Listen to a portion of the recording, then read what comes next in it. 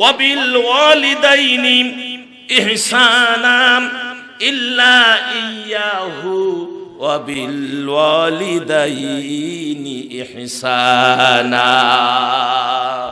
আল্লাহর ইবাদত, গোলামি, দাসত্বের পরে যাদের মা আছে না, যাদের বাবা আছে, আমার আল্লাহ বলছেন তোমরা তোমাদের মা বাবা মার প্রতি ইহসান করো।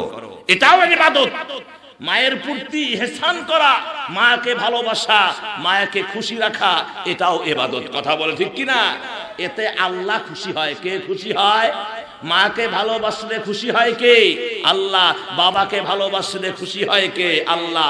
মাকে বেজার করলে বেজার হয় কে? আল্লাহ। বাবাকে বেজার করলে বেজার হয় কে? আল্লাহ। তাহলে আল্লাহর খুশি মানে মা বাবাকে ভালোবাসাটাও ইবাদত। কথা বলেন ঠিক কি না?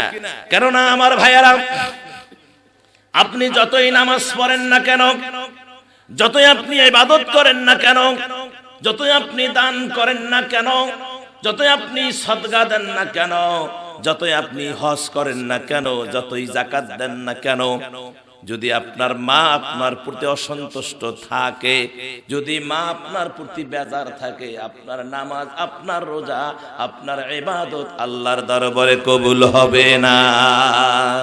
নবীজি একটা হাদিস বলেছেন, এক সাহাবী এসে বললেন, নবী গো, আমি খেদমত করব কার? নবীজি বললেন তোমার মায়ের। আবার বললেন কার? কয় তোমার মায়ের। আবার কার? তোমার মায়ের। চতুর্থবার বললেন তোমার বাবার। আমার ভাইয়েরা, এই যে মা এবং বাবা, চতুর্থবার হলেও বাবার কথা বলছেন কি বলেন নাই? বলছেন। এই যে আমার আল্লাহর নবী বললেন যে খেদমত করবে কার, মানে মায়ের সম্মান ইজ্জতটা আমার নবী বাড়িয়ে দিয়েছেন, আমার আল্লাহ বাড়িয়ে দিয়েছেন। জোরে বলেন সুবহানাল্লাহ। প্রিয় নবী বসে আছেন, আমরা যারা মাকে কষ্ট দিচ্ছি, দেখেন হাদিস শোনেন, প্রিয় নবী বসে আছেন। এমন সময় একজন বুড়ি আসলেন, উনি মসজিদে নববীর বারান্দায় বসে আছেন সাহাবাদেরকে নিয়ে। এমন সময় একজন বুড়ি আসলেন। বুড়ি এসে বললেন, বুড়ি যখন আসলেন, হুজুর বুড়িকে চিনতে পেরেছে। হুজুর তাড়াতাড়ি করে উঠে বুড়িকে রিসিপশন জানালেন, আহলান সাহলান, মোবারকবাদ, ধন্যবাদ জানালেন। জানিয়ে মসজিদের বারান্দার পাশে নিয়ে গিয়ে বুড়িকে বসতে দিলেন। হুজুরের গরদানের উপরে সবুজ একটা চাদর ছিল, চাদরটা বিছিয়ে দিলেন, আর বুড়ি মা বসলেন। অনেকক্ষণ কথা বললেন। সাহাবারা টক টক টক টক করে দেখতেছে, সর্বনাশ, হুজুরের চাদর বিছায়া দেয় বুড়ির পায়ের তলায়। বুড়ির যে কি মর্যাদা! অনেকক্ষণ পরে যখন বুড়ি মা যখন বললেন, বাবা তোমারে দেখতে মন চাইছিল, তাই দেখতে আসলাম, হয়তো আর দেখা জীবনে নাও হতে পারে, বুড়া হয়ে গেছি, কখন জানি মরে যাই, কবরে চলে যাই, বাবা আমাকে বিদায় দাও, এখন আমি চলে যাব। হুজুর বুড়িকে অনেক দূর পর্যন্ত আগায়া দিলেন। হুজুরও চোখের পানি মোছে, বুড়িও চোখের পানি মোছে। সম্মানিত ভাইয়ারা,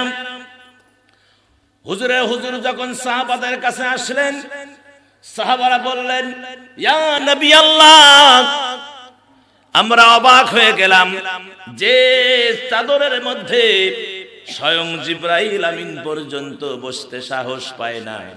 ওগো আল্লাহর নবী, সামান্য একটা জীর্ণ শীর্ণ বুড়ির পায়ের নিচে আপনি কেমনে এই জান্নাতি চাদরটা বিছায়া দেন? ওগো আল্লাহর নবী, এই বুড়ির কি মর্যাদা আছে? বুড়িকে নবীজি বললেন, সাহাবারা শোনো, ইনি তো আমার সেই দুধমা। আমার জন্মের পরে আমার মায়ের 2 দিন 3 দিন দুধ কিসমতে জুটেছিল। আমার জন্মের পরে যে মা আমাকে কোলে পিঠে বুকে আমাকে লালন পালন করেছেন, সুখে দুঃখের সাথী হয়ে জীবনের সর্বস্ব ভালোবাসা আমারে দিয়েছেন, ইনি তো হলেন আমার সেই দুধমা, মা হালিমাতুস সাদিয়া। ও সাহাবা, আমি কি আমার মায়ের খেদমত করব না? আমি কি আমার মাকে খুশি রাখবো না? তাহলে দেখেন, দুধ মায়ের জন্য হুজুর চাদর বিছিয়ে দিলেন। আর যদি নিজের মা থাকতেন, আমার রাসূল কলিজা বিছায়া দিতেন। সুবহানাল্লাহ। আর জোরে বলেন না সুবহানাল্লাহ। বেদে আমার ভাইয়েরা, সব চাইতে মাকে আল্লাহর ইবাদতের পরে আল্লাহ পাক বলেছেন, আমার দাসত্ব গোলামি ইবাদতের পরে তোমরা তোমাদের মায়ের খেদমত করো। তোমরা তোমাদের কার খেদমত? মায়ের খেদমত, বাবার খেদমত করো। আমার ভাইয়েরা, আজকে সমাজে দেখা যায় অনেক কুলাঙ্গার আছে, মাকে কষ্ট দেয়, মাকে গলা ধাক্কা দিয়ে বাড়ি থেকে বাহির করে দেয়। অনেক কুলাঙ্গার আছে স্ত্রীর যন্ত্রণা সহ্য করতে না পেরে মাকে বৃদ্ধাশ্রমে রেখে আসে। কথা কোন ঠিক কিনা? আরো জোরে কোন ঠিক কিনা? মাকে যারা বৃদ্ধাশ্রমে রেখে এসেছো তোমরা শোনো, ওই মা বৃদ্ধাশ্রম থেকে কি বলতেছে?